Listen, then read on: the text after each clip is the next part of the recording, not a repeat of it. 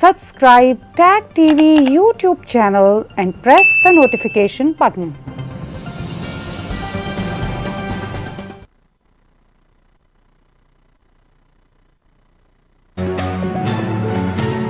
YouTube पर tag TV का channel subscribe कीजिए और नोटिफिकेशन का बटन भी दबाइए। किसी किस्म का चैलेंजिंग ज़माना हो, टैग टीवी अपने व्यूज़ और न्यूज़ लाने में देर नहीं करता। आपका तावन भी हमें चाहिए। टैग टीवी को अगर आप स्पॉन्सर्स कर सकें, आप इश्तहार दे सकें, तब भी हम आपके बहुत शुक्रगुजार होंगे। भारत में 59 चाइनीज़ ऐप्स को ब्लॉक कर दिया गया, बैन कर दिया गया।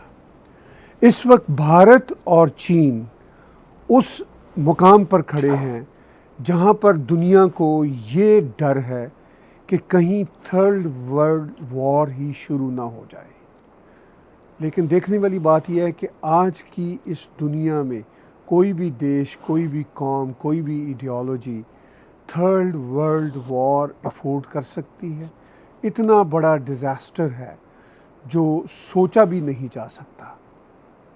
लेकिन क्या चाइना की कम्युनिस्ट पार्टी इस बात को महसूस करेगी कि भारत ने हमेशा अमन का पैगाम दिया, अमन की बात की, लेकिन चाइना की कम्युनिस्ट पार्टी हमेशा बैक स्टैबिंग पे ही आमादा रहती है, तैयार रहती है। गलवान वैली में जिस तरह बुज़दिल और बहुत ही जाबर अंदाज के साथ हमला किया, पीएलए ने भारतीय नौजवानों पर 20 के करीब भारतीय नौजवान शहीद हो गए और उसके बाद भी पीएलए या सीसीपी समझने को तैयार नहीं ग्राउंड रियलिटीज़। इन सब पर बातचीत करेंगे कि भारत कितना तैयार है चीन की थ्रेट्स के हवाले से। और भारत में इस वक्त दो युद्ध लड़े जा रहे हैं। एक तो है चीन के वायरस के ख़िलाफ़ जो पूरी दुनिया में इनफैक्ट युद्ध लड़ा जा रहा है, मगर भारत में ख़ास तौर पर बहुत ज़्यादा इस पे तैयारियां हो रही हैं कि किस तरह इसको कंट्रोल किया जाए। और दूसरा बड़ा युद्ध है कम्युनिस्ट पार्टी चाइना के एक्सपेंशनिज़म का। मेरे साथ इस वक्त जयपुर राजस्थान से जुड़े हुए हैं संजय दीक्षित भाई, जो जयपुर डायलॉग्स के रूह रवां हैं। मैं स्वागत करता हूं संजय भाई का। दो युद्ध लड़ रहे हैं जी। वेलकम वेलकम वेलकम संजय भाई। जो दो युद्ध लड़े जा रहे हैं भारत में इस वक्त, आप सही कह रहे हैं जी। हम दो युद्ध लड़ रहे हैं। एक हम सीसीपी से लड़ रहे हैं और दूसरा सीसीपी का जो एक कह सकते हैं कि इलेजिटिमेट चाइल्ड है कोरोना वायरस जी, उससे लड़ रहे हैं। तो बाप बेटे दोनों से हम युद्ध लड़ रहे हैं। तो कितने का दोनों युद्ध में, पहले थोड़ा सा ये बताइए, दोनों युद्ध में कितने सफल जा रहे हैं आप लोग? देखिए, जहां तक कोविड का सवाल है तो कोविड में मैं ये मानता हूं कि जिस तरह से प्रेडिक्शंस किए जा रहे थे, आपको ध्यान हो कुछ कम्युनिस्ट भाई लोग आए और कुछ एक राम नारायण साहब थे, उन्होंने आके ये प्रेडिक्ट किया कि साहब के 2 मिलियन तक डेथ्स हो जाएंगी जुलाई में और कोई 100-200 मिलियन लोग जो है वो अफेक्ट हो जाएंगे।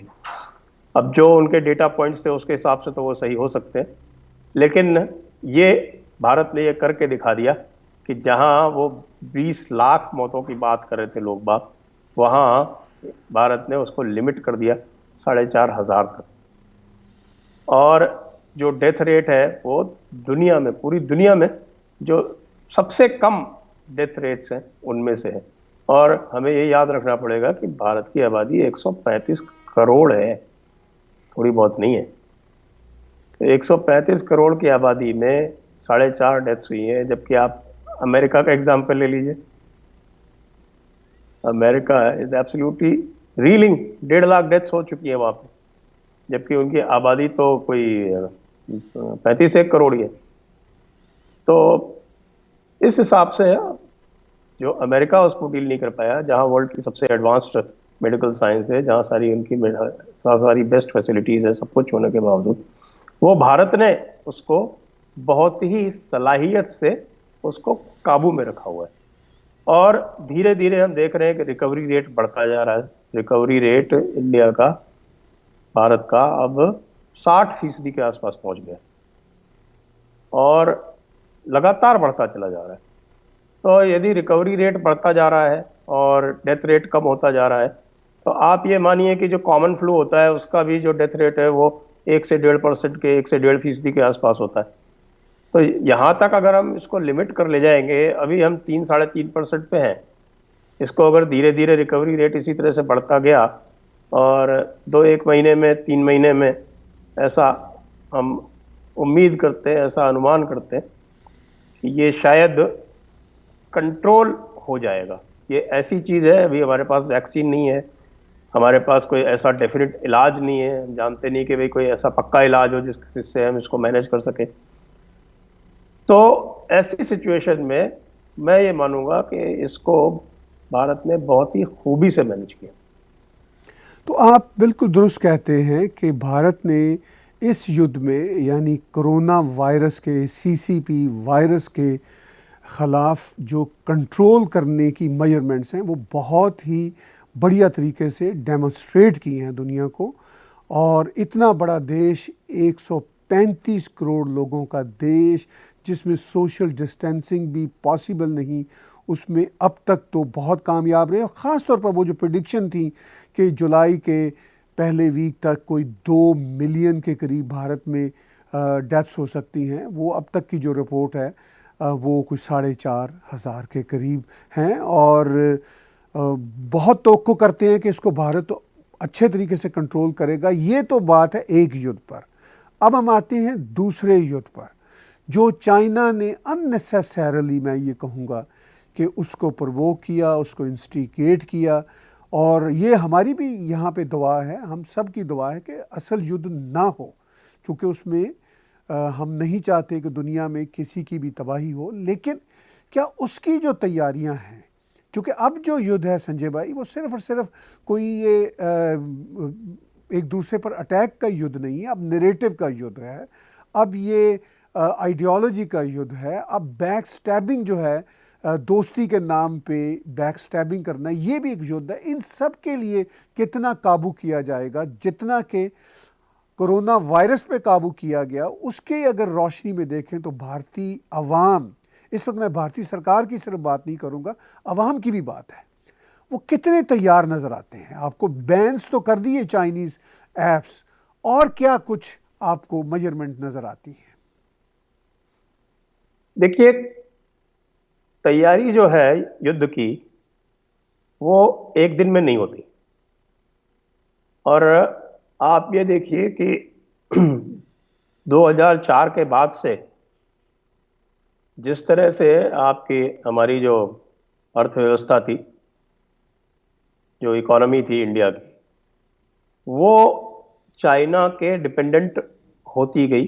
किन्हीं वजहों से, वो पॉलिटिकल वजह हैं, उन पे पर अपने अभी जाने का मुकाम नहीं है, लेकिन उन वजहों से इंडिया की इकोनॉमी की जो चाइना के ऊपर डिपेंडेंस बढ़ गई, उसका एक लॉजिक ये दिया गया कि साहब, यदि चाइना में हम इन्वेस्टेड रहेंगे, हमारी चाइना से इंपोर्ट्स बढ़ेंगी, हमारी चाइना से ट्रेड बढ़ेगी, तो हम चाइना पे लीवरेज एक्सरसाइज कर पाएंगे। ये एक स्ट्रेटेजिक थिंकिंग थी यहाँ की। लेकिन जो लोग भी चाइनीज कम्युनिस्ट पार्टी को जानते हैं, और 2013 के बाद से जब से शी जिनपिंग आए हैं और उनका जो बिहेवियर है वो देखा जा रहा है, वो बिल्कुल स्पष्ट है कि उनका जो बिहेवियर है वो पूरी तरह से जो एक अजीब तरह का मिक्स है, जिसमें कन्फ्यूशनिज्म भी शामिल है, मिडिल किंगडम कॉम्प्लेक्स जिसको बोलते हैं, वो शामिल है। उसके बाद उसमें एक कम्युनिस्ट पार्टी का जो एक अलग तरह का जो ह्यूब्रिस होता है, एक अहंकार होता है, एक अलग तरह की वो चीज़ होती है, वो शामिल है। और साथ ही एक अथॉरिटेरियन कैपिटलिज्म का एक जो नया मॉडल चीन ने विकसित किया है पिछले 30 वर्षों में, और जिसकी वजह से उनको बहुत मजबूती मिल गई, उनकी इकोनॉमी स्ट्रांग हो गई, उनके जो रिजर्व्स हैं वो बहुत ज़्यादा बढ़ गए। इन सब को लेके एक अजीब तरह का माहौल एक नया ऑथोरिटेरियन माहौल, इसका जो कोई अगर हम कंपैरिजन करें तो कंपैरिजन हिटलर से ही हो सकता है। उसके अलावा मुझे को तो कोई और ऐसा मॉडल दिखता नहीं है। हालांकि हिटलर के टाइम पे जो उनकी इकोनॉमी की स्थिति थी तो वो जैसी थी, लेकिन उस कमज़ोर इकोनॉमी का उसने फ़ायदा उठाया और लोगों में वो आपकी विक्टिमहुड विकसित करके और उनको प्रवोक किया, जिससे उसको किसी ने अपोज नहीं किया और पूरी दुनिया जो थी वो उसको अपीज करने में लगी रही। बेसिक चीज ये जो है, मैंने पिछली बार भी शायद आपसे कहा था एक किसी गुफ्तगू में कि हमारे यहाँ जब वो पार्टीशन की बात हो रही थी तो डॉक्टर अंबेडकर ने एक बड़ी अच्छी बात कही थी कि अपीजमेंट और सेटलमेंट में बड़ा फर्क होता है। तो यहाँ भी ये समझने वाली बात है कि भारत में भी, और सिर्फ भारत को ही क्यों गए, पूरी दुनिया को ही ले लें। ट्रंप से पहले चाहे वो यूएसए हो या आपके यूरोपियन यूनियन हो, जो कोई भी है वो सब चाइनीज सेंसिबिलिटीज को किसी तरह से कोई उनको धक्का न लगे, किसी तरह से उनको बुरा न लगे, बस इसी में लगे रहे हर वक्त। वो तो अभी भी लगे हुए हैं, अपीजमेंट की अभी भी चल रही है पॉलिसी। बिल्कुल। और हिंदुस्तान में ये अपीजमेंट की पॉलिसी चली, हिंदुस्तान में अपीजमेंट की पॉलिसी चली करीब 10-12 साल चली। और मोदी जी के आने के बाद भी उन्होंने कोशिश ये की कि भाई ठीक है, जो चल रहा है उसको हम थोड़ा एक डायरेक्शन दें, एक नज़रिया थोड़ा सा करें और इनसे बातचीत करके शायद इनसे दोस्ती बढ़ा के और एक बराबरी की हैसियत पे हम आपस में बातचीत कर सकते हैं, हम आपस में ट्रेड कर सकते हैं, एक बराबरी के नज़रिए से कर सकते हैं। लेकिन वो होना नहीं था। वो होना इसलिए नहीं था क्योंकि ये जो मैंने आपको जो बताई, ये जो 3 कॉम्बिनेशन है, कन्फ्यूशनिज्म, कम्युनिज्म और कैपिटलिज्म, ये जो 3 सीज हैं, इनको मैं 3 सीज बोलता हूँ। चाइना इटसेल्फ इज सी और उसके ये 3 सीज हैं। तो ये जो 3 सीज का जो इनका कॉम्बिनेशन है वो सिर्फ एक ही रास्ता जानता है और वो रास्ता ये है एक्सपैंड एक्सपैंड एक्सपैंड। ये मर्केंटिलिस्ट है, ये कम्युनिस्ट है, ये मिडिल किंगडम कॉम्प्लेक्स से ग्रसित है और इसको ये लगता है कि साहब कि सब हमारी धौंस में आ जाएंगे और सब हमें एक सुपर पावर बनना है। वो जो सुपर पावर बनने का जो नैरेटिव है वो उनकी जो एंशिएंट विजडम, जो कन्फ्यूशनिज्म जिसकी बात करता हूँ, कन्फ्यूशस की जो फिलॉसफी है, वही बार बार मैं दोहराता हूँ, वही मिडिल किंगडम कॉम्प्लेक्स। लोग, आपके व्यूअर्स अगर नहीं जानते हो मिडिल किंगडम कॉम्प्लेक्स, तो मैं बता दूं मिडिल किंगडम कॉम्प्लेक्स क्या है। मिडिल किंगडम कॉम्प्लेक्स ये कहता है कि चाइना जो है वो एक डिवाइन स्टेट है। आप ये देखिए कुछ कुछ ये जो आपकी मसीही जो फिलॉसफीज है उनसे ये मिलता जुलता है कि ये एक डिवाइन स्टेट है और जो चाइना का जो एम्परर होता है वो गॉड का रिप्रेजेंटेटिव होता है और उसके साथ में जितनी भी और दुनिया है उसको उसके सामने झुक के रहना पड़ता है और उनकी जो रिलेशनशिप होती है वो एक सबऑर्डिनेट रिलेशनशिप होती है चाइना के साथ में। उसका नाम ही जोंगुओ है। जोंगुओ का मतलब मैंडरिन में होता है middle kingdom.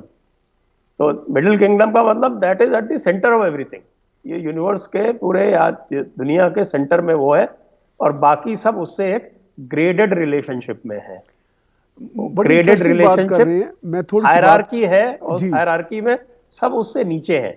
So everyone has to, वो आपने सुना होगा काओटाओ, तो everyone has to kowtow to the emperor और एक सेंट्रलाइजिंग फिलॉसफी बन गई। ये आपके ये समझ लीजिए कि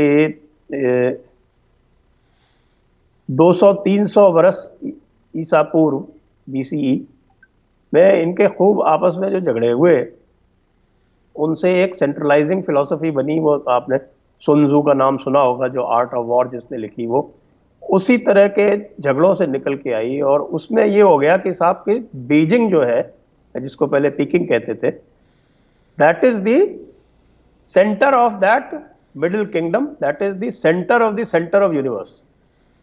इसलिए जितनी भी आपकी अलग अलग डायनेस्टीज वहां पे आई, आपने देखा होगा वहां पे मंगोलियंस ने राज किया, वहाँ पे जो आपके सेंट्रल चाइनीज थे उन्होंने राज किया, मंचूरियन ने राज किया और अब कम्युनिस्ट राज कर रहे हैं।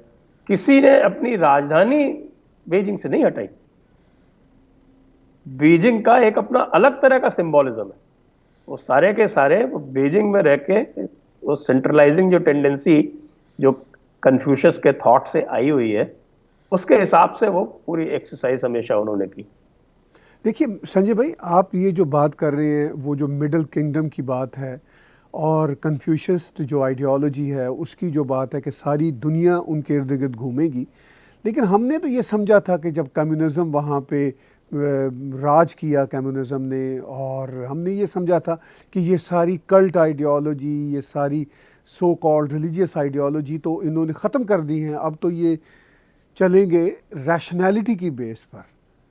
तो क्या आपको लगता है कि कम्युनिज़म, खैर कोई रैशनैलिटी की बात तो नहीं है, लेकिन कम्युनिज़म चलिए इटसेल्फ एक एंटी कल्ट तो आइडियोलॉजी होता है, ये अपने तौर पर एक कल्ट बन जाता है, ये एक अलग मसला है, लेकिन वो जो पुरानी एंशियंट इनकी कन्फ्यूशियस थी उनके साथ ये क्लैश किया कभी कम्युनिज़म, या ये एक साथ हैंड इन हैंड ही चलते रहे? इस पर थोड़ी सी बात कीजिए, फिर हम असल मुद्दे पर आएंगे। बिल्कुल, आप ये देखिए कि शुरू में जब अगर अपन बात करें 1930s और 40s की, जब नेशनलिस्ट का और इनका कम्युनिस्ट का झगड़ा चल रहा था, उस वक्त जो इनकी प्रेरणा थी, इनकी जो इंस्पिरेशन थी, वो सोवियत यूनियन थी। लेकिन एक बार जब इन्होंने राज अपना कायम कर लिया और नेशनलिस्ट को भगा दिया और वो बेचारे जाके ताइवान में समेट के रह गए, उसके बाद इन्होंने एक अपनी आइडियोलॉजी को मॉस्को से अलग करना शुरू किया। आप माओ की राइटिंग्स पढ़ लें, और माओ की राइटिंग्स में उसने ये पूरी कोशिश की कि वो धीरे धीरे अपनी एक इंडिपेंडेंट आइडियोलॉजी बनाए जो सोवियत यूनियन का मॉडल है उससे अलग। और इसी को लेके बाद में उनके और सोवियत यूनियन के डिफरेंसेस हुए, आपको पता ही है। उसके लिए फिर बाद में इससे आपके जो एंशिएंट सिविलाइजेशन, चाइना बहुत पुरानी सिविलाइजेशन है, उस एंशिएंट सिविलाइजेशन का उपयोग किया। और हालांकि इन्होंने पहले तो कल्चरल रेवोल्यूशन और पता नहीं क्या क्या करके उसका बिल्कुल खात्मा करने की भी कोशिश की, उसमें वो सफल नहीं हुए, और अल्टीमेटली उन्होंने उससे रिकंसाइल किया।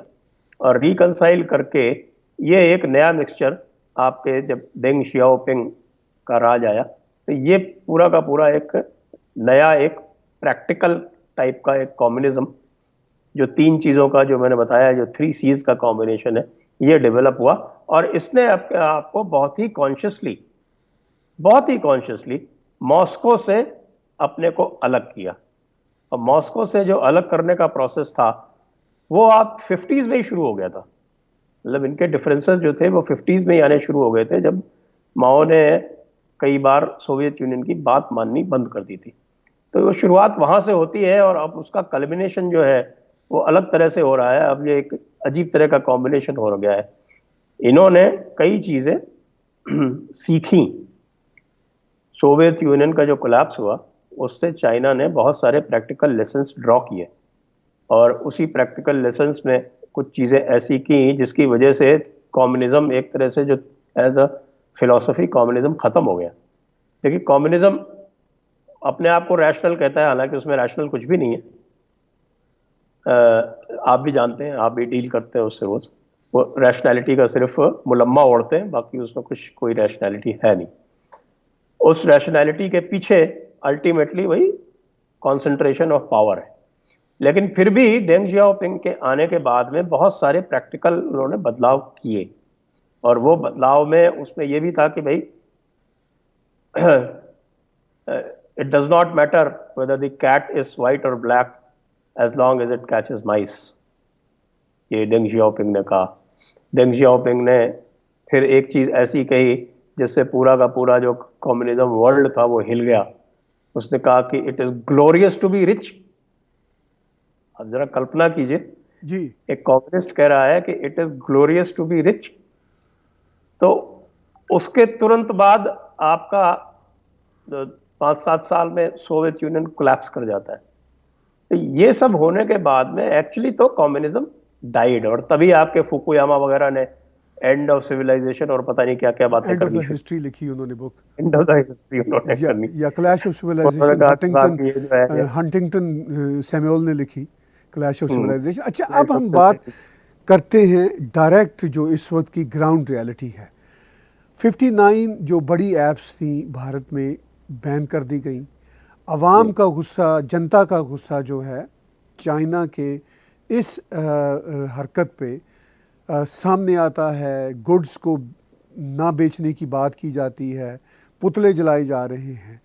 तो इनफैक्ट आपको भारत, जैसा मैंने शुरू में कहा था, सिर्फ भारतीय सरकार नहीं, भारतीय सरकार के साथ साथ भारतीय जनता कितनी प्रिपेयर नज़र आती हैं चाइना के इस थ्रेट को डील करने में। देखिए, ये जो एप्स जिनको बैन किया गया है, ये तो एक मैसेज है। इनमें कोई भी ऐसी चीज़ नहीं है जो किसी के लिए भी क्रिटिकल हो, क्योंकि इन सब ऐप्स के ऑल्टरनेटिव ऐप्स मौजूद है। यदि नहीं है तो 2-4 महीने में बन के तैयार हो जाएंगे। ये कोई क्रिटिकल टेक्नोलॉजी नहीं है। इससे भी ज़्यादा जो अहम बात है, जो मैं मानता हूँ कि ये चाइना को पहली बार, मुझे तो याद नहीं कि पिछले 40-50 साल में ऐसा कभी हुआ हो कि इतना तगड़ा डायरेक्ट थप्पड़ किसी ने चाइना को झन्नाटे से मुंह पे मारा हो। पिछले 40-50 साल में मुझे तो याद नहीं पड़ता, यू कैन करेक्ट मी, कि इतना डायरेक्ट किसी ने चैलेंज किया हो। या आप, चाइना ही हमेशा दूसरों के ऊपर अटैक करता रहा है, ये सब जानते हैं। यूएस भी जब चाइना से डील करता था तो पता नहीं कितने कितने सेंसिटिविटीज को ध्यान में रख के करता था। आफ्टर ऑल पूरी दुनिया ने इनके वन चाइना प्रिंसिपल को रिकॉग्नाइज कर दिया, जिसका कोई बेसिस नहीं है। What do you mean by one China? आप तो चाइना थे ही नहीं, नेशनलिस्ट पार्टी थी जब तक 72 तक किसिंजर ने इनके साथ में समझौता नहीं किया था, तब तक तो ताइवान ही रिप्रेजेंट करता था चाइना को। ये हमारे इंडिया के जो प्राइम मिनिस्टर वगैरह ये लोग थे, यही कहते रहते थे कि भाई मेनलैंड को दिया जाए, हालांकि मेनलैंड ने कभी उसको रेसिप्रोकेट नहीं किया, उल्टे 1962 में वॉर और थोप दिया आपके ऊपर। तो इस तरह की सिचुएशन में मैं ये मानता हूं कि ये जो बैनिंग द एप्स है, ये एक सिग्नल है वेस्ट को। ये वेस्ट को सिग्नल है कि भाई ऐसा कुछ नहीं है चाइना में, ये पेपर टाइगर है, इससे कोई डरने की ज़रूरत नहीं है। गलवान वैली के इंसिडेंट सबको पता है, ये कितना भी छुपाने की कोशिश करे, वहाँ पे 20 हिंदुस्तानी ज़रूर मरे, लेकिन उन्होंने 50-100 चीनियों को मारा भी है, और उनकी हिम्मत नहीं हो रही है कि वो बता सके कि भाई हमारे कितने मरे हैं। और अब तो लगभग बिल्कुल क्लियर है, क्लैरिटी आ गई है कि किस तरह से हुआ। मैंने एक अभिजीत अय्यर मित्रा के साथ में वीडियो किया हुआ है जयपुर डायलॉग्स पे, उसको अगर लोग देख लेंगे, 1.5 घंटे का वीडियो है, उसमें पूरी जो सीक्वेंस है वो बिल्कुल साफ पता चलती है किस तरह से। तो मतलब कोई जो अगर ये कहें कि साहब कि भारतीयों ने सिर्फ सेल्फ डिफेंस में किया, ऐसा भी नहीं। उन्होंने जो कुछ हरकतें की उसका मुंह तोड़ जवाब दिया, मुंह तोड़ जवाब दिया। अब मेरी भी लिमिटेशंस हैं, मैं इतना साफ नहीं कह सकता, आखिरकार मैं सरकार के लिए काम करता हूं। लेकिन ये स्पष्ट है कि जिनको कहते हैं, हम जानते हैं अपने हिंदुस्तान में, पाकिस्तान में, कि मुंह तोड़ जवाब का मतलब क्या होता है। वो मुंह तोड़ जवाब उनको दिया गया। तो देखिए, मुंह तोड़ वहां पे तो जवाब दे दिया, और जनता भी मुंह तोड़ जवाब दे रही है जी। लेकिन प्लस ये मैसेज, ये जो एप्स है ना जी, दिस इज अ मैसेज। बिल्कुल समझ रहे हैं। इसकी जो वैल्यू है ना, ये बिल्कुल। मैसेजिंग की वैल्यू है ये। देखिए, आजकल नैरेटिव का ज़माना है, टेक्नोलॉजी का ज़माना है, तो इसमें यही जवाब है। तो क्या आपको ये जो इस वक्त की एस्केलेटिंग टेंशन्स हैं बिटवीन चाइना एंड भारत, यहाँ तक ही नज़र आती हैं, या बात कहीं बहुत आगे तक जाती नज़र आती है? देखिए, इसमें एक और चीज़ अपने जाएं तो हमारी जो एंशंट इंडियन विजडम है उसकी बात करें तो वो ये कहती है, और कई वेस्टर्न फिलोसफर्स ने भी ये कहा है, कि unless you are prepared for war there can be no peace. अगर आप युद्ध के लिए तैयार नहीं हैं तो फिर आप शांति भूल जाएं। हाँ, वही महाभारत का मैसेज है, बड़ा क्लियर है। बिल्कुल बिल्कुल बिल्कुल क्लियर है, ये भगवान कृष्ण का मैसेज है। बिल्कुल ठीक। कि यद्यपि हम साम में विश्वास करते हैं, साम दाम दंड भेद की जो बात है उसमें सबसे पहले साम रिकंसिलिएशन, इसका रिकंसिलिएशन, अल्योरमेंट, आपका चेस्टाइजमेंट एंड सबवर्शन, ये 4 नीतियां बताई गई। तो इसमें सबसे पहले रिकंसिलिएशन है। अब रिकंसिलिएशन काम नहीं करता है तो then you have to be prepared for chastisement. मान लीजिए आप रिकंसिलिएशन कर रहे हैं, सामने वाले को पता है कि आपकी कैपेसिटी नहीं है चेस्टाइज करने की, आप दंड नहीं दे सकते, तो वो क्या मानेगा? ये तो वो वाली बात होगी जैसे गांधी जी और जिन्ना की आपस में जो मेल मुलाकात हो रही थी, उसमें जिन्ना को पता था कि ये कुछ नहीं करेंगे, तो वो अड़ा रहा अपनी बात पे। अगर उसको ये पता होता कि गांधी जी भी मजबूती से रिटेलिएट कर सकते हैं, तो हो सकता है उसकी कोई दूसरी तरह की एटीट्यूड रहती। यहाँ पे भी यही बात है। तो इसलिए मैसेज ये दिया जा रहा कि भाई हम तैयार हैं, और ये बात भी सही है। अगर मिलिट्री प्रिपरेशंस की बात करें तो हिंदुस्तान पूरी तरह से तैयार है। मैं आपको अर्ज करूं कि जो लद्दाख का बॉर्डर है, तो इस वक्त चाइना ने वहां पे कोई 30-35 हज़ार फौज जमा कर रखी है, तो हिंदुस्तान ने भी 40-45 हज़ार जमा कर रखी है। ये तो एक बात है। दूसरी बात यह है कि हिंदुस्तान को, थैंक्स टू पाकिस्तान, लड़ाई का बहुत तजुर्बा है। ये लगातार हाई ऑल्टीट्यूड पे लड़ाई का, आपके कश्मीर के पहाड़ों में, सियाचिन में तो एक पोस्ट जो है वो 21,000 फुट पे है। अब ये 21,000 फुट क्या होता है, ये चाइनीज ने तो किसी ने देखा भी नहीं होगा कि 21,000 फुट होता कैसा है। कोई उनका माउंटेनियरिंग वगैरह, हमने सुना है कि उनके कोई आजकल मिक्स्ड मार्शल आर्ट के एक्सपर्ट्स वगैरह आ रहे हैं, और वो वहां आए हैं और उनको रखा जा रहा है प्रेशराइज्ड ऑक्सीजन बैरक्स में। अब ऑक्सीजन प्रेशराइज्ड बैरक्स में जो फौज रहेगी वो बाहर आके कैसे लड़ेगी, आप सोच सकते हैं। और हिंदुस्तानी फौज तो ये समझ लीजिए कि आधी से ज्यादा हिंदुस्तानी फौज जो है इन हाई ऑल्टीट्यूड एरियाज का उसको एक्सपीरियंस है, अनुभव है, और वो लगातार वहां लड़ती रहती है, क्योंकि एलओसी पे पाकिस्तान के साथ में वहां तो चप्पे चप्पे पे फौज है। मतलब कोई मैं मानता हूं कि कोई 1 स्क्वायर मीटर एरिया भी ऐसा नहीं होगा जो डिफेंडेड नहीं होगा वहां पे। लेकिन लाइन ऑफ एक्चुअल कंट्रोल जो चाइना के साथ में है, वहां पे इस तरह की स्थिति नहीं है। लेकिन अगर उस स्थिति आने की नौबत हुई तो मैं आपको ये अश्योर कर सकता हूं कि India is in a better position to do it. वो तो बिल्कुल ठीक है कि हमें ये बात नज़र आती है कि भारत के नौजवानों में, भारत की आर्मी में कैपेबिलिटीज़ बहुत ज़्यादा हैं। आज ही हमने एक और रिपोर्ट देखी जिसमें फ्रांस ने भी कहा कि वो अपने जो तैयारे हैं वो अब 4 की बजाय 6, 27 जुलाई को भारत के सुपुर्द कर देगा। रशिया ने भी कहा कि वो जो भारत के साथ उनके एग्रीमेंट्स हैं आर्म्स और एम्यूनेशन की, वो भी देंगे। अमेरिका ने भी कह दिया कि वो भी पूरा साथ देंगे, और इज़राइल ने भी कह दिया कि जो डिफेंस सिस्टम है वो भी हम जल्दी दे देंगे। और उधर ग्लोबल टाइम्स जो चाइना का सरकारी अखबार है, उसका ये क्लेम है कि भारत जो है वो ऐसे ही अमेरिका के उकसाने पर हमारे साथ आ रहा है, अमेरिका ने तो साथ भी नहीं देना। भारत अपने तौर पर संजय भाई मुकम्मल तौर पर तैयार है, कोई उसका साथ दे या ना दे। भारत की अपनी कैपेबिलिटीज़ बहुत स्ट्रॉन्ग हैं। वो 62 का ज़माना नहीं, ना भारत में वो लीडरशिप है अब 62 वाली, और ना भारत में प्रेपरेशन की जो लेवल है वो उससे बहुत आगे है। लेकिन मैं इसी तरफ मैं आपसे जानना चाहता हूँ कि प्रेपरेशन का ये जो मॉडर्न लेवल है, स्पिरिट अपनी जगह पे, टेक्नोलॉजी पे, नैरेटिव पे भारत जो जवाब दे रहा है वो अपनी जगह पे, मगर जो एलाय कंट्री हैं वो भी बात खुल के कर रहे हैं। तो कितनी प्रेपरेशन उस लेवल पे है, मॉडर्न टेक्नोलॉजी के लेवल पर? देखिए, मैं आपको अर्ज करूं इसमें कि चाइना की अगर आप पूरी हिस्ट्री देख ले तो वो आज तक अपने से बराबर किसी फौज के साथ लड़ा नहीं है। मैं कम्युनिस्ट चाइना की बात कर रहा हूं। और 1962 में भी उसको एक तरह से वॉक ओवर दे दिया गया। वॉक ओवर इसलिए दे दिया गया क्योंकि उस वक्त की जो लीडरशिप थी उसने, आर्मी तो खैर इल प्रिपेयर्ड थी ही, 10 साल से उसका मॉडर्नाइजेशन नहीं किया गया, लेकिन इंडियन एयरफोर्स उस वक्त चाइना के मुकाबले में बहुत ज़्यादा स्ट्रांग थी। लेकिन इन्होंने इंडियन एयरफोर्स का उपयोग ही नहीं किया, उसको यूज़ ही नहीं किया। आप ये देखिए उस वक्त चाइना की तो ये हालत थी कि तिब्बत में, पूरे तिब्बत में उनके पास सिर्फ एक एयरबेस था, लासा।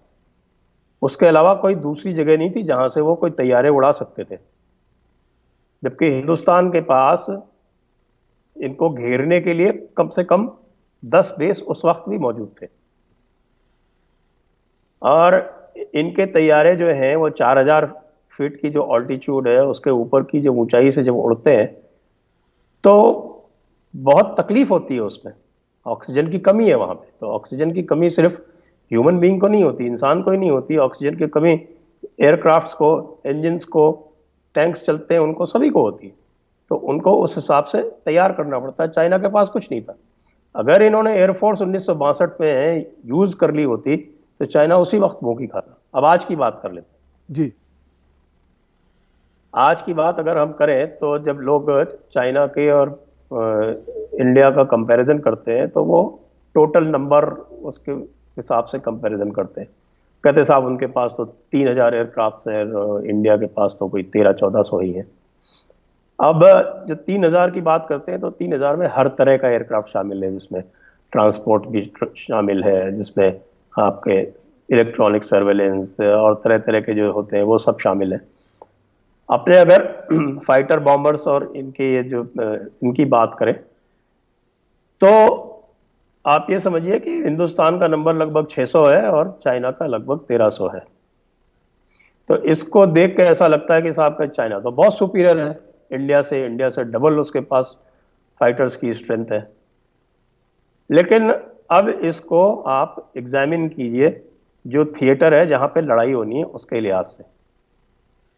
लड़ाई कहाँ होनी है? लड़ाई होनी है लद्दाख, तिब्बत, शिंकियांग। ये एयर थिएटर है। इस एयर थिएटर में यदि लड़ाई होती है तो चाइना की क्या कैपेबिलिटीज है, इसको अब थोड़ा सा इवेल्युएट कर लेते हैं। आप ये देखिए कि इस पूरे थिएटर में चाइना के पास सिर्फ 7 एयरबेस हैं, जिनमें से तिब्बत में 4 हैं। उन 4 में से 3 छोटे छोटे एयरबेस हैं, सिर्फ एक लासा ऐसा एयरबेस है जो बड़ा है। और ये जो तिब्बत के जो चारों एयरबेस हैं ये 4000 फीट से तो 4000 मीटर के ऊपर की ऊंचाई के हैं, जहां पे जो भी एयरक्राफ्ट आएगा वो आधे फ्यूल और आधे वेपन लोड के हिसाब से चलेगा, उससे ज़्यादा नहीं चल सकता। फिर होतान, यारकन और काशगर, ये 3 बेसिस शिंकियांग के। ये मैं उनकी बात कर रहा हूँ जो लद्दाख के 700-800 किलोमीटर की रेंज में है। बल्कि वैसे तो आप देखें कि ये लासा और नींगची एक बिल्कुल नॉर्थ ईस्ट के जस्ट ऊपर, वहाँ पे आपके टूटिंग के ऊपर है, वो भी लगभग 2000 किलोमीटर पड़ जाता है लद्दाख से। लासा खुद भी 1500 किलोमीटर है। इसके मुकाबले आप जरा हिंदुस्तान के एयरबेस देख लें। मैं तो अभी गिना रहा था कल लोगों को, लोग हैरान रह गए कि 600 किलोमीटर की रेडियस में, लेह की 600 किलोमीटर की रेडियस में हिंदुस्तान के 15 एयरबेसेस हैं, जिसमें से एक हाई ऑल्टीट्यूड है लेह, 2 मीडियम ऑल्टीट्यूड है श्रीनगर और अवंतीपुरा। लेकिन वहां चूंकि खूब हरियाली है, वहां ऑक्सीजन की प्रॉब्लम नहीं, तो they can operate like a low elevation airfield. उसके अलावा आप उधर से चालू होइए, जम्मू, फिर पठानकोट, फिर अमृतसर, फिर जलंधर के पास आदमपुर, लुधियाना के पास हलवाड़ा, फिर अंबाला जहाँ पे रफाल आने वाला है, चंडीगढ़, फिर उधर सहारनपुर में सरसावा, थोड़ा इधर नीचे आइए बठिंडा, बठिंडा के जस्ट नीचे सूरतगढ़, उसके बाद इधर आइए आप हिंडन दिल्ली का, फिर बरेली। ये सारे के सारे जो है लेह के 600 किलोमीटर के रेडियस में 15 है ये। और इनके जस्ट आउटसाइड आगरा, ग्वालियर, लखनऊ 3 और है। और ये सारे बड़े बेसेस हैं, सारे जितने भी एयरक्राफ्ट इंडिया के हैं उनके फुल वेपन लोड और फुल रेंज पे ये चल सकते हैं। तो इस हिसाब से जब हम कैलकुलेट करने बैठते हैं कि भाई चाइना कितने थ्रो कर सकता है, तो वो नंबर ऑप्टिमम से जो ऑप्टिमम नंबर आता है चाइना का वो है 162 aircrafts China can throw against India out of these bases. बाकी सारे बेसिस जो आउट ऑफ रेंज है, टैंकर रिफ्यूलिंग होगी, वो सब होगा, वो आएंगे, वो तो तब तक एवाक्स वगैरह उनको पकड़ लेंगे, वो कुछ नहीं कर पाएंगे।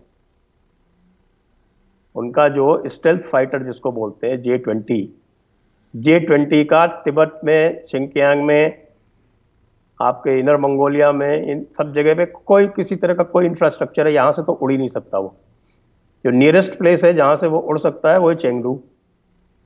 अब चेंगडू कोई 3000 3500 किलोमीटर है, और रीफ्यूलिंग के बाद भी, एक रीफ्यूलिंग के बाद भी जो रेंज है J-20 की वो 2800 किलोमीटर है। वो क्या कर लेगा? उसके जो स्टेल्थ कैरेक्टरिस्टिक है वो भी डाउट में है, क्योंकि चाइना की क्लेम है साहब। चाइना की क्लेम आप जानते हो किस तरह की होती है। चाइना ने क्लेम कर रखा है कि साहब हमारे पास बड़ा भारी स्टेल्थ एयरक्राफ्ट है, लेकिन जो वेस्टर्न मिलिट्री एक्सपर्ट्स हैं वो कहते हैं कि नहीं, इसकी स्टेल्थ कैपेबिलिटी बहुत ही सस्पेक्ट है। और even Rafale has better stealth capabilities. Rafale तो दुनिया का जाना माना प्लेन है, सब जानते हैं रफाल के बारे में, कोई वो चीज़ छुपाते तो है नहीं। They are transparent. ट्रांसपेरेंट होना उनके लिए इसलिए भी ज़रूरी है कि they are in competition. China की तरह वो क्लाइंट स्टेट्स को तो बेचते ही नहीं। उन्होंने एक वो थर्ड क्लास बेच दिया आपके, जो खुद ने इस्तेमाल नहीं किया, J-17। They found it was not good enough for their own use, तो उन्होंने पाकिस्तान को टिका दिया। अब पाकिस्तान उनका रिजेक्टेड माल J-17 यूज़ कर रहा है। खुद नहीं यूज़ करते J-17। चाइनीज एयरफोर्स खुद J-17 यूज़ नहीं करती, वो उन्होंने चाइना को पाकिस्तान को पाम ऑफ कर दिया। फिर आइए इनकी जो अब बाकी बचे, मैंने आपको J-20 बता दिया। J-20 वहाँ ऑपरेट ही नहीं कर सकता, it is out of picture. J-20 designed he eastern theatre या आपके यूएस के जो ताइवान, कोरिया, जापान, इस तरफ के लिए ही डिजाइंड है। वो तिब्बत थिएटर में वो ऑपरेट नहीं कर सकता। बाकी कौन से बचे? बाकी जो भी इनके एयरक्राफ्ट हैं, सुखोई 27 है, J-7 है, J-10 है, ये जितने भी एयरक्राफ्ट हैं वो इंडिया के सुखोई 30 MKI, मिराज 2000, अब रफाल भी आने वाला है, उनसे सबसे इंफीरियर है। और अभी तो वो MiG-21 ने F-16 को गिरा दिया, तो वो MiG-21 बाइसन जब अपग्रेड हुआ है तो उसकी कैपेबिलिटी भी बहुत एनहांस्ड है। तो और जो इन बेसिस पे जो इंडिया जो थ्रो कर सकता है number of aircraft, that is more than 250। और इनके जो 150 हैं, उनकी एक्चुअल जो निकाली जाए तो वो 80-90 से ज्यादा नहीं बैठती, क्योंकि वो हाफ वेपन लोड है, हाफ रेंज है। तो मेरा तो इनफैक्ट मैं I am just writing an article, अभी आपके ये खत्म होगा उसके बाद मैं उसको पूरा करके भी पोस्ट करूंगा। I am saying that the Chinese air force, the PLA-AF is a sitting duck in Tibet and Ladakh against the Indian Air Force। और ये जो नाटक करते हैं ना कि साहब हम स्कार्दू यूज कर लेंगे, तो क्या स्कार्दू यूज कर लोगे भाई? स्कार्दू खुद हाई एल्टीट्यूड एयरपोर्ट है और लिमिटेड वहाँ पे बेसिंग फैसिलिटी है। तो दिखाने के लिए एक टैंकर उतार दिया, भाई टैंकर उतार के तुम क्या कर लोगे वहाँ पे? स्कार्दू को यूज अगर तुमको यूज करना है तो तुमको इधर आना पड़ेगा, नीचे सियालकोट और आपके रावलपिंडी और इन सब एरिया के, आपको सरगोदा, ये एयर बेसेस यूज करोगे तब काम चल सकता है। अब इन एयर बेसेस पे आपके अमेरिकन एयरक्राफ्ट तैनात हैं। अमेरिकन पाकिस्तानी एयरक्राफ्ट को इजाजत देंगे क्या कि साहब उनके जो एवैक्स और उनके साथ में जो मीटअप हो रखा है F-16 तो उड़ने ही नहीं देंगे, वो डिसेबल कर देंगे 1 मिनट में। तो ये जो टू फ्रंट वॉर की बात है, ये सब एक बड़ी ही एक मैं कहूँ कि इमेजिनरी बातें हैं, इनसे कुछ नहीं होना। चाइनीज एयरफोर्स जो है वो इंडियन एयरफोर्स के मुकाबले बहुत हल्की पड़ रही है, not because of anything else, but because of the geography, वहाँ की इस तरह की है, इंफ्रास्ट्रक्चर आप बना नहीं सकते क्योंकि वहाँ का लोकल जो है वो आपको, उसको आप लेते नहीं। हान चाइनीज को आप लाते हैं वहाँ से, हान चाइनीज वहाँ रुकना नहीं चाहता क्योंकि the conditions are so difficult, so severe कि कोई भी उनको रोटेट करने पड़ते हैं लोग। इवन मेंटेनेंस और सपोर्ट स्टाफ जो है वो बाहर से लाना पड़ता है 5,000 किलोमीटर से, और उनको रोटेट करना पड़ता है। India has no such limitations, उनके तो सारे के सारे एयरबेसेस प्लेन्स में है। ये बड़ा अच्छा आपने सिनेरियो हमें बताया, जी। इससे हमें अंदाज़ा होता है कि ग्राउंड रियलिटीज़ क्या है। दूसरी तरफ ये बातचीत भी हमारे सामने आती है कि दोनों तरफ की आर्मी की जो हाई लेवल की टॉक्स हैं वो भी साथ साथ चल रही हैं। जैसा आपने कहा कि जब तक प्रिपेयर्ड नहीं होंगे, जब तक स्ट्रेंथ नहीं दिखाएंगे, उस वक्त तक डायलॉग और नेगोशिएशन में भी स्ट्रेंथ नहीं आती। बिल्कुल सही बात। भारत को हर फ्रंट पे तैयार रहना है, तैयार रखना है अपने आप को। लेकिन जो मिलिट्री एक्सपर्ट्स हैं, ना सिर्फ चाइना और भारत के बल्कि दुनिया भर के, ये कहते हैं कि हम एंटिसिपेट करते हैं कि ये जो टॉक्स हैं ये बहुत महीनों तक चलेंगी, फिर शायद कोई उसके बाद कोई नतीजा आए। क्या ऐसी ही सूरत हाल आप भी देखते हैं? मैं सोचता हूं कि इस बात में दम है, क्योंकि चाइना और इंडिया दोनों को पता है कि जंग होगी तो उसके क्या नतायज होंगे। जंग के नतायज चाइना भी जानता है। चाइना जानता है कि अगर इंडिया ने उसको मलक्का स्ट्रेट में चोक कर दिया तो फिर बात जो है वो उसके लिए न्यूक्लियर वॉर तक चली जाएगी। ये एक स्ट्रेटेजिक डिसीजन है। चाइना का जो सारा टैंकर है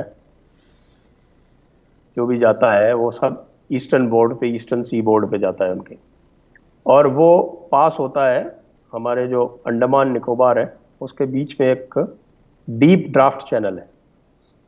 क्योंकि ये जो बड़े बड़े VLCCs जाते हैं, मैं तो चूंकि मरीनर रहा हूँ इसलिए मुझे पता है, तो ये जो डीप ड्राफ्ट जो आपके जो VLCCs वगैरह जो जाते हैं, ये 30 मीटर 35 मीटर ड्राफ्ट वाले होते हैं। तो हर चैनल में ये नहीं जा सकते। देयर आर पर्टिकुलर चैनल्स जो इनके लिए डिजाइन है। तो वहाँ एक वो 10 डिग्री चैनल है, जो 10 डिग्री नॉर्थ ऑफ इक्वेटर, उसको 10 डिग्री चैनल बोलते हैं। वो जो अंडमान निकोबार आइलैंड में, अंडमान और निकोबार के बीच में पड़ती है। अगर इंडिया 10 डिग्री चैनल को ब्लॉक कर देती है तो आप सोचिए चाइना के लिए क्या हालात बनेंगे। लेकिन that is a red line, क्योंकि स्ट्रेटेजिक मैटर्स में this is a strategic decision, this is not a tactical decision, this is a strategic decision. Like अगर मान लीजिए कराची को ब्लॉकेड करना हो तो that is a strategic decision, क्योंकि that is crossing the red line, जिसके बाद में फिर न्यूक्लियर वॉर का खतरा आ जाता है। लेकिन that scenario is there, you may cross the red line, you may not cross the red line, you may not cross the red line, but then you have to keep telling them ki, look, this is the red line that we could cross if you do not behave. If you're not reasonable, then we also have a full right to be completely unreasonable, and we have the full right to cross that red line. तो जो naval situation है वो इनका weakest point है, क्योंकि उसमें जो है फिर US, ऑस्ट्रेलिया, जापान, इंडिया, ये चारों मिल के इनको घेरेंगे। और मुझे ये पता है, क्योंकि मेरे डिस्कशंस होते रहते हैं लोगों से, मुझे ये पता है कि चाइना कुछ भी करेगा वो चीज़ को इस लेवल तक नहीं ले जाएगा जिसमें चारों नेवी मिल के और इसको साउथ चाइना सी में और मलक्का स्ट्रेट्स में घेर लें। क्योंकि वो अगर सिचुएशन होती है तो थर्ड वर्ल्ड वॉर है, और थर्ड वर्ल्ड वॉर में आप जानते हैं क्या होगा, सभी के पास न्यूक्लियर आर्सेनल्स। अगर चाइना किसी के ऊपर चलाएगा तो इंडिया के पास भी है, US भी चुप नहीं बैठा रहेगा, सबके पास न्यूक्लियर आर्सेनल्स है। तो China, if it wants to look at Armageddon kind of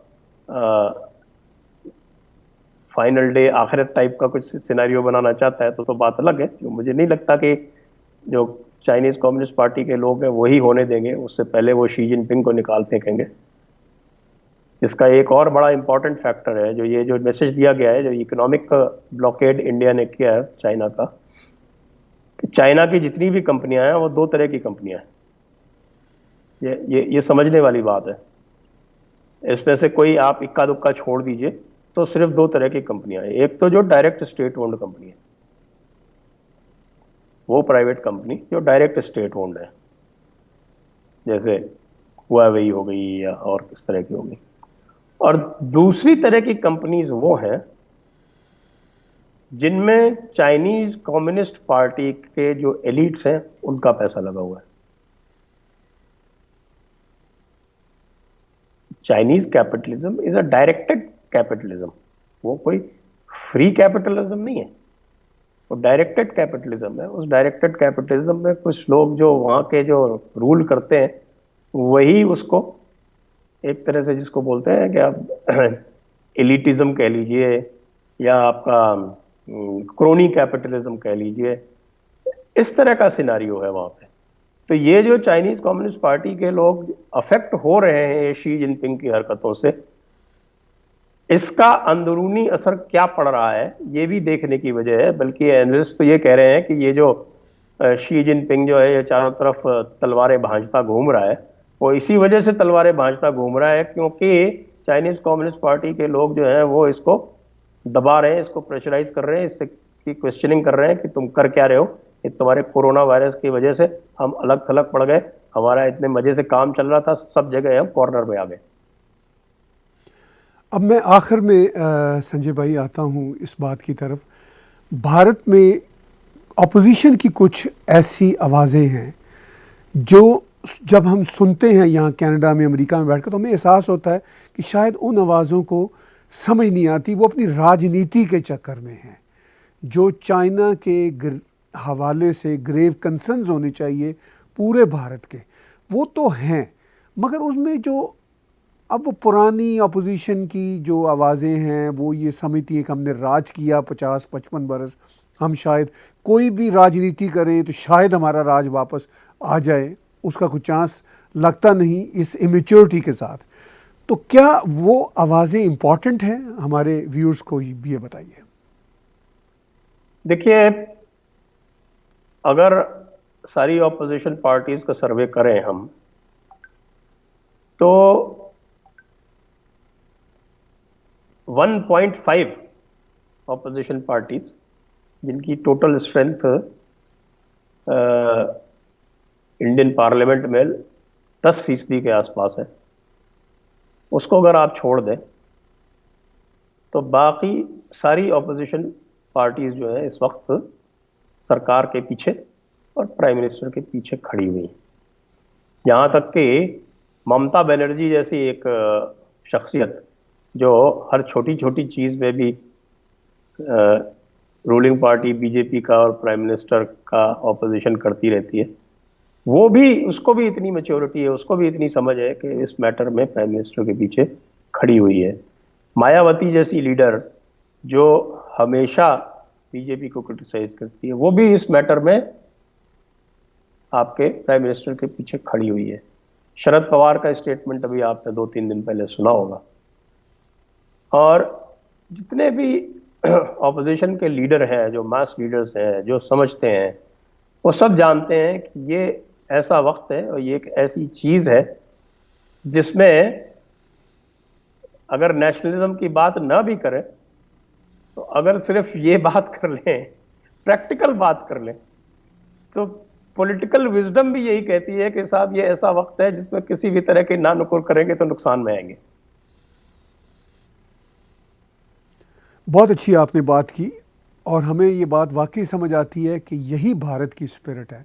अगर कोई बहुत ही इमेच्योर को थोड़े से एलिमेंट्स हैं पॉलिटिक्स में, तो वो फिर अपनी इमेच्योरिटी दिखाते हैं। होपफुली वो भी समझेंगे और मेन स्ट्रीम धारे में दोनों युद्ध जो इस वक्त भारत लड़ रहा है, कोरोना वायरस का के ख़िलाफ़ भी और चीन की कम्युनिस्ट पार्टी के एक्सपेंशनिज़म और बुलिंग के ख़िलाफ़ भी। मैं बहुत ही शुक्रगुज़ार हूँ संजय दीक्षित भाई, आपने हमें समय दिया और आपकी जो एक्सपर्टीज़ है हमारे व्यूअर्स के लिए बहुत इम्पॉर्टेंट है और हम इस विषय पे आपको गाहे बगाहे अपने साथ जोड़ने की रिक्वेस्ट करते रहेंगे। बहुत बहुत धन्यवाद। धन्यवाद, बहुत बहुत धन्यवाद। बातचीत सुन रहे थे आप जयपुर राजस्थान से संजय दीक्षित साहब की। चाइना के हवाले से उन्होंने जो स्ट्रेटजीज़ हैं भारत की, चाहे वो इकोनॉमिक फ्रंट्स पर हों, चाहे वो एयरफोर्स की फ्रंट पर हों, चाहे वो चाइना की कम्युनिस्ट पार्टी को किसी भी हवाले से कर्टेल करने के हवाले से हो, और उनकी जो ग्राउंड रियलिटी है वो हमें आज बताई। आज का बिला तकल्लुफ़ तज़िया संजय दीक्षित भाई और ताहिर गोरा के साथ देखने और सुनने का बहुत शुक्रिया। Subscribe TAG TV YouTube channel and press the notification button.